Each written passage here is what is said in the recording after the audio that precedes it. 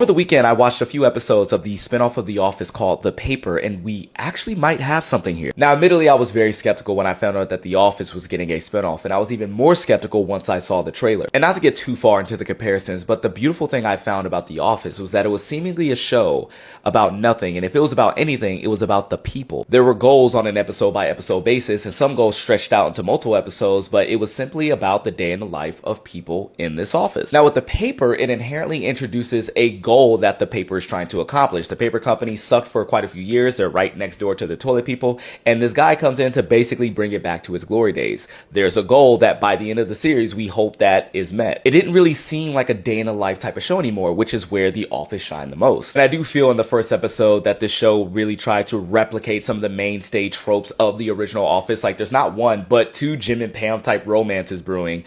Oscar is back. There's a weird Creed type character. But there is something endearing about these people trying to become more than what they've been. It's very early, but it reminds me of the character growth that I saw in The Bear, where you have these characters introduced this out of their depth in this area. In this case, it's a paper company, and we see them grow into their jobs and eventually become good and very masters at their job. And The Office had that type of character growth, just not as the best paper masters of all time, but just they grew as people. And so far what I'm seeing is that we're seeing people grow as people through their job. Very much like the show, these posters show the simplicity of what this show is about, which is people who are one thing, but they're trying to balance another thing. They are completely out of their depth, but they are who they are. But then you have characters like Mayor and Ned who've always been what they've been, and they are the ones who are steering the ship. Is it funny? Yeah, it's definitely starting to find its stride in the third and fourth episode. Esmeralda still remains my least believable character of this. She just kind of feels like a cartoon character in this world. I'm still trying to get used to her. But there's actually something here with this show, and I'll let you know how I feel about it once I finish.